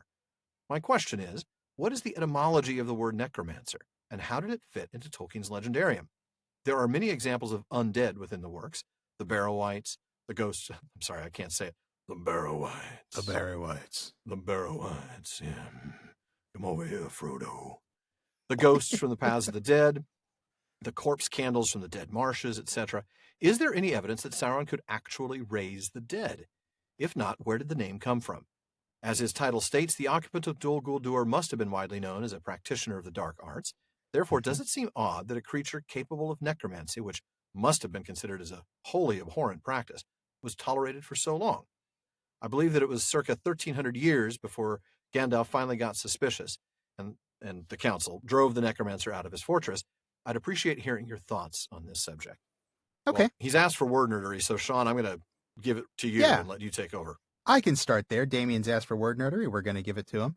So the etymology of necromancy is from Greek. It comes from a Greek word necromanteia, which means literally death magic or death divination in Greek. So the association with raising the dead is baked right into the name. That's the Greek origin of it. Interesting thing, somewhere along the way, the meaning changed a little bit. In medieval Latin, the word was frequently spelled with a G, nigromantia, and that was because of confusion with the Latin word for black. And that's how it entered Middle English. It didn't come directly from Greek to Middle English. It came via Latin. And so for much of the Middle Ages in English, it was spelled with a G, and the connotation wasn't exclusively death magic, but was more like black magic, like just generally black magic of other kinds, any kind of evil magic or evil sorcery. Okay. Eventually, the English language moved along and we looked more into the etymology of the word, changed the spelling and all that stuff. But for a while, it was not just death magic, but more broadly black magic. Still evil stuff. Well, and it's still something that... Not just gray magic. We're talking this is not magic. This isn't just magic. This is pure evil magic, definitely. This isn't even beige magic or ecru magic. This is... It's maybe not even puce magic, but no, it was always evil for sure. Now we'll come back to the question of whether Sauron could actually raise the dead in a moment, but I do want to bring that little pathway of etymology up because it is possible that Tolkien was thinking of the term more generally, maybe not thinking of it exclusively as death magic, but thinking of it as more just black magic in general, the way that one might have in the Middle Ages. Either way, Sauron was definitely known for evil magic even in the First Age. And I also want to clarify that he was called Necromancer as far back as the First Age. Long before he ever came to Dol Guldur, he was called the Necromancer. We actually see him called the Necromancer in the Lay of Lathian. Wow. Now, if you want to look at Tolkien's own process, this is before he was even called Sauron. Tolkien was still calling him Thu at this point, but he was also calling him Tevildo, but yeah. He wasn't calling him Tevildo, and he didn't have the scratching post anymore. But no, he was still in the tease of the phone book. And I've got a little passage here from the Lay of Lathian that talks a little bit about Thu the Necromancer. Men called him Thu, and as a god in after days beneath his rod bewildered bowed to him, and made his ghastly temples in the shade.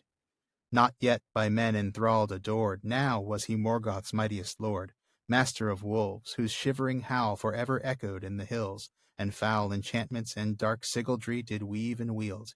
In Glamory that necromancer held his hosts of phantoms and of wandering ghosts, of misbegotten or spell-wronged monsters that about him thronged, working his bidding dark and vile, the werewolves of the Wizard's Isle. Next time you're splitting the poetry, I got to get a piece of that, man. That's good stuff. I love the Lay of Lathian. It's great. I know. I do too. Now, later when they called him the Necromancer in The Hobbit, that was because the wise knew it was Sauron. It wasn't that there was some guy called the Necromancer who was there that they later identified as Sauron. They called him the Necromancer because they had already confirmed his identity. So the shadow first fell on Mirkwood in 1050, Third Age 1050, and it was a little over 1,000 years, 2060, before they suspected that it might be Sauron, and another 800 years to 2850 before Gandalf confirmed that it was indeed Sauron when he found Thrain in Dol Guldur. Now, that was still many years before the events of The Hobbit, when the power there is referred to as the Necromancer.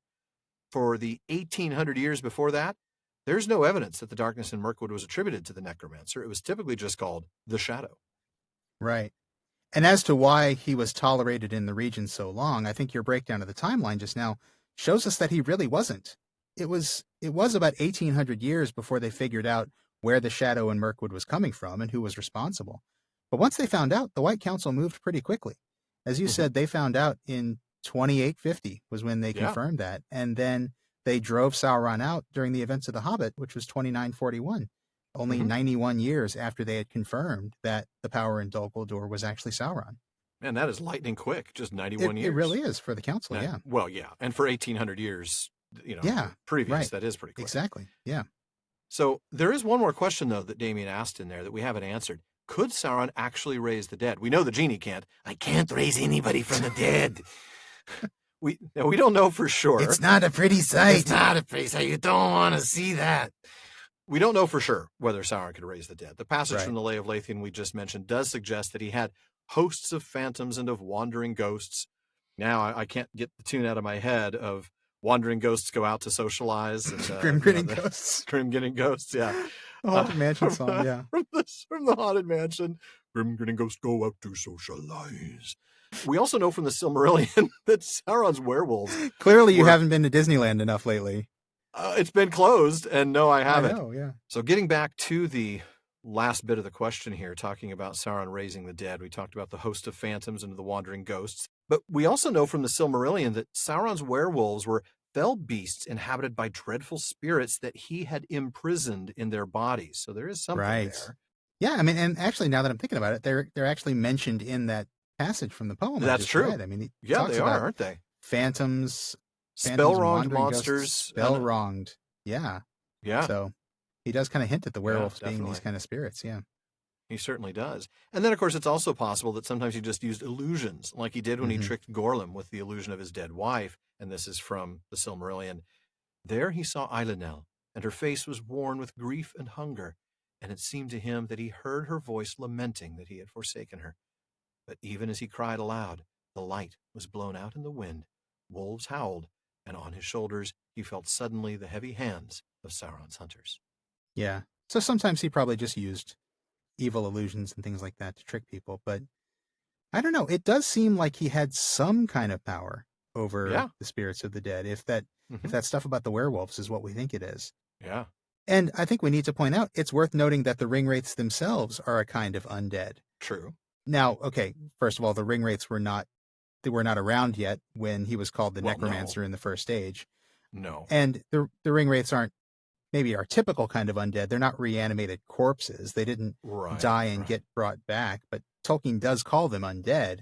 And they certainly are undead in the sense that they've been robbed of the gift of Iluvatar, and they exist in this kind of, this kind of half world between life and death. Yeah, because they're certainly not alive. Yeah. Right. Not in that sense. So just the existence of the ringwraiths themselves makes him a kind of necromancer, really.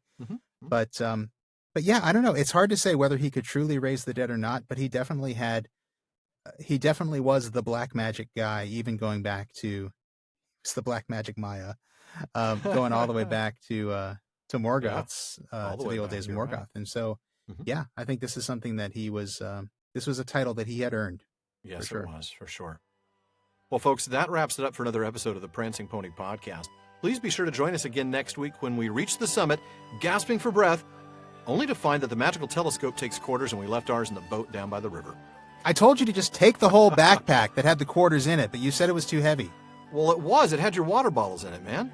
And all your rolls of quarters. Well, I just needed one. As always, folks, we want to thank each of you for listening, especially today because you've had to demonstrate tremendous patience. But we also want to give a very special thank you to our patrons at the Círdan's contribution tier. There are a couple of new names tonight. We'll start with James in Virginia, Tamsin in Minnesota, Chad in Texas, Lance in New Jersey, Paul in Colorado, Jerry in Texas, Bruce in California, Mario in Utah, Seth in Texas, Ella in California, Joseph in Texas, Kathy in North Carolina, Rose in Colorado, and Lori from Washington. Thank you all so very much. Folks, make sure you don't miss a single episode of the Prancing Pony Podcast. Subscribe to the show through Apple Podcasts, Spotify, or your favorite podcast app. And one last thing as always, don't forget to send your questions, comments, and, well, most of all, your conspiracy theories about what Frodo would really do with the One Ring to Barliman at theprancingponypodcast.com. Barliman is getting better with the mail every day. I can't even say he's not punctual with the mail anymore. He's not always punctual, but he's more punctual than he used to be. Yeah. And we will get back to you as soon as he's doing all right. We'll give him credit where credit's due. And we will get back to you as soon as we can. And your question or comment may be featured on an upcoming show. Well, this has been far too short a time, as usual, to spend among such excellent and admirable listeners. But until next time. Farewell, friends.